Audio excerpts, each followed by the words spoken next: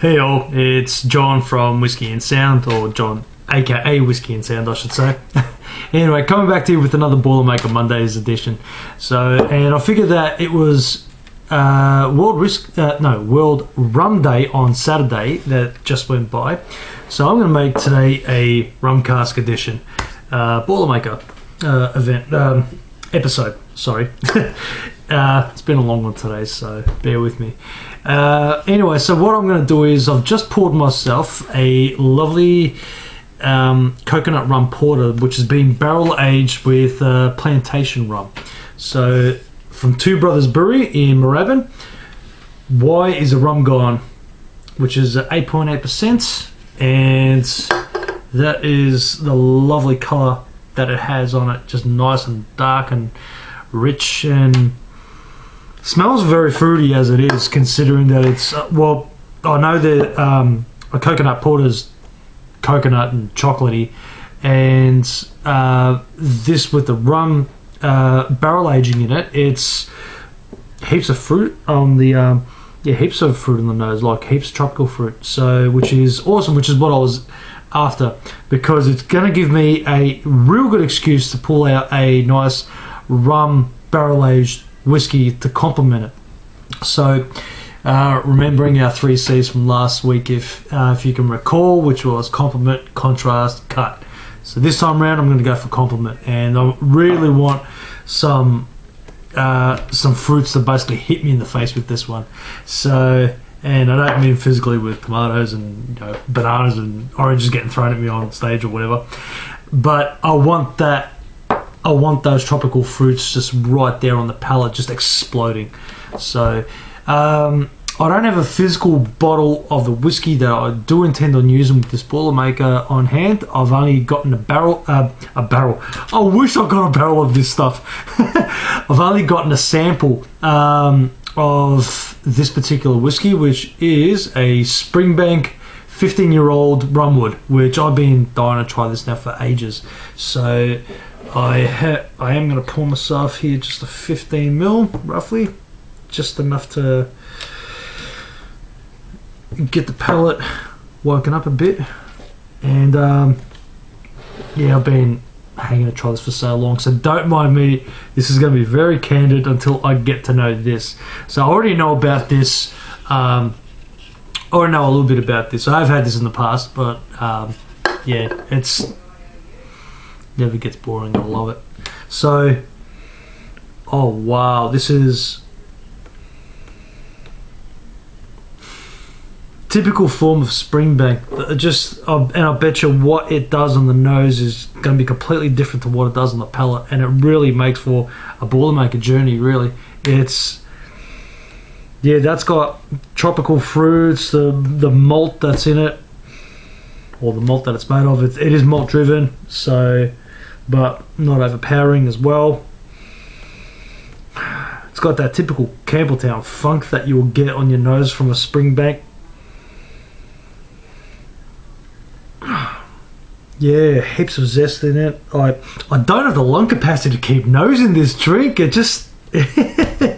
really just want to keep nosing it. It is stunning. I'm shattered I never bought myself a bottle of this stuff. Everyone just jumped on it. The second it got released, I was too slow. So that'll teach me. Beautiful whiskey to nose. This is lovely, and I'm going to let this thing sit for a bit as well and enjoy it a bit further later on. So, but anyway, what I will do is I'm going to have a whiskey wash, and then I'll do a beer rinse and see what happens there, and then I'll go the other way around and see what that gives me as well. So yeah, let's see what our Rum Cask whiskey for the day does.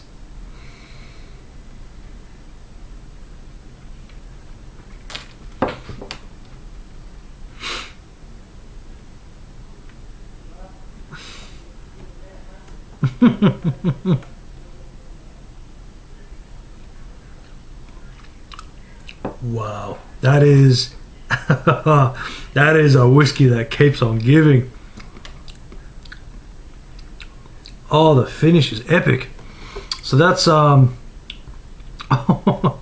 this is, what's the percentage on this thing? 51%. Stunning. absolutely stunning. Heaps of fruits here, which is exactly what I was hoping for with this. Loads of caramel. There's like a smoky element that's in there as well on the palate. It's waxy as well. Very that is a tremendous whiskey. That is amazing. All right, let's see what this does now. So, beer rinse. Oh my goodness, that's just turned it into a bounty bar. That is absolutely amazing.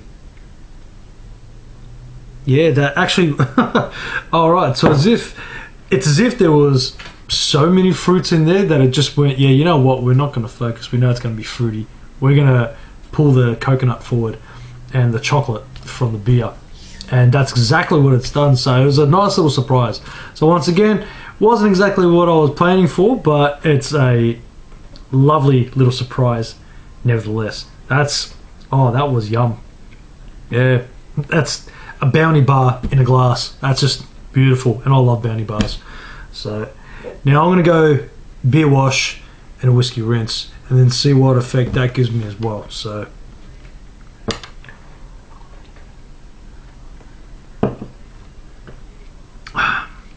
recoating that palate, and just let that air out for a bit, and then I'll go back for a small sip of this and rinse it through and see what the result is.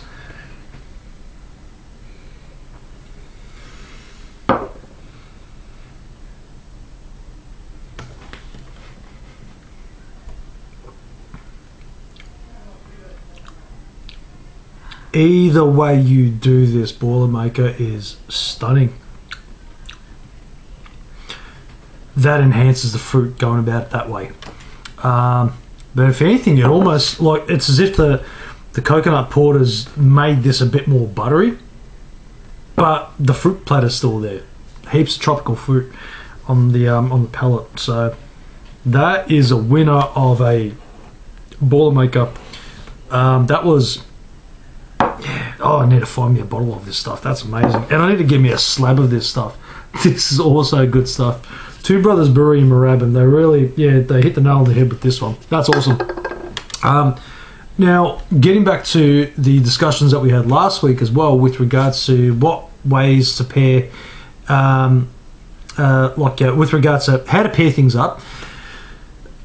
Knowledge about your drinks is an important thing as far as, well, what's the breakup of the beer that you're going to be working with. So, because me, and I'll be completely honest here, stouts and porters, they're my go-to. So I won't say that I'm the absolute expert on stouts and porters, but I work with stouts and porters a lot.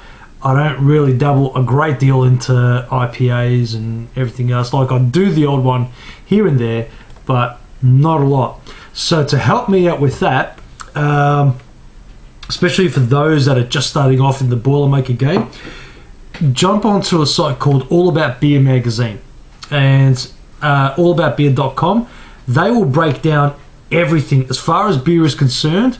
They will talk you through, like, all you have to do is go into the search button and punch in, say for example, porter, hit search, and it will give you a list of the kind of porters that you have, and it'll have like a list of what they sell or whatever, but it'll talk you through everything as far as what it's made of, the history behind it, like where the style of beer originated from, and getting to know your beer products with that kind of knowledge will help you with regards to how you're going to go back and pair your whiskies afterwards.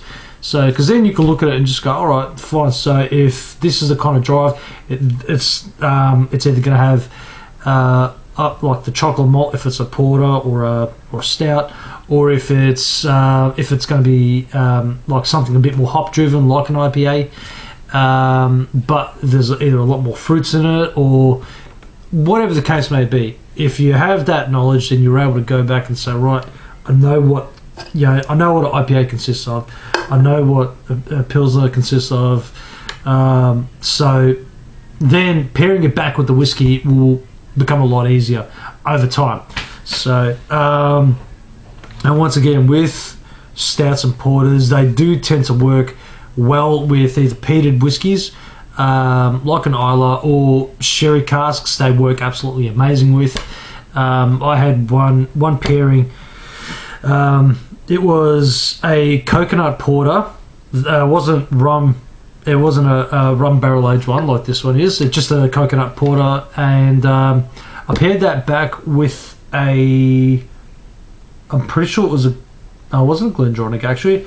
It was an Edredale Caledonia 12, and that turned into a liquid cherry ripe. It was just absolutely stunning.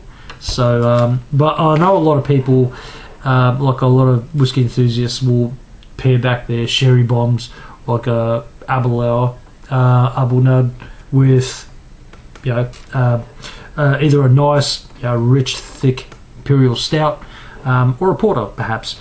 So, but the sky's the limit with the variations, and it's only going to get better the more that you experiment. So, and I'm going to be trying different things over the course, and this is why I wanted the visual here, so then that way I could show you guys part of the journey that I've taken with experimenting with half of these. So now I had a few options to go with tonight, and a couple of them were some samples that I also got from the Elysium once again, and one of them was a Benriach 10-year-old Aston Morris bottling, which was finished in Foursquare rum cask. There is a Glenbergie, I think, 10-year-olds from Aston Morris that was finished off in Coroni rum cask. So if I'm going to be going with something that's a coconut porter, I'm going to lean towards a rum cask. I think that's just going to really brighten things up. Even as far as maybe this Glenfiddich 21 actually. Yeah, this would also be something that I could have actually paired that back with tonight, but you know what, I'll save that one for another one, who knows. So, but yeah, that Glenfiddich 21-year-old Reserva rum cask finish, that also could have been another option for tonight. So, who knows, I've still got that much left to go on it, so I might chop and change with a couple of different drams and see which one works well. But what I'll do is I'll post up a couple of the links as a reference point for you at the bottom of the video. That'll give you a reference point for all about beer, and also a link to some of the places where I get my supplies from as well. In this instance, my shopping was done at Purvis Beer in Richmond. Those guys have a phenomenal amount of craft beers there on hand, and they're not the only mob that I shop with as well, so there's plenty there. But I'll give you a link of the guys that I know in the scene, and yeah, we'll continue on this journey together. So that'll be it for tonight. I'll keep it short and sweet, like I said I was going to do last week. But I think next week what I'm going to end up doing is I'll end up going through. I might do an IPA next week. Yeah, I think I'll do that. I'll do an IPA pairing. And if you have any suggestions as to what beer that you would like me to try and pair up with, or if you've got a whiskey that you're stuck on a beer to try to go back with, let me know. Put a comment down below, or contact me on my on my Facebook, on my Instagram, or through the YouTube channel, and just say, you know what, I've got this particular drink. What can I pair it back with? What are your suggestions? I may even make an episode out of it, or I can shoot through a private message or whatever. Either way, I'm here to help it to the best of my abilities, and if I don't know anything about it, I'll research it and get back to you 110%. So thanks for your time once again. I hope you enjoyed the World Rum Day edition of Boilermaker Monday. And yeah, I look forward to the next episode with you peeps. So have a good week, and I'll catch you later on for the next run.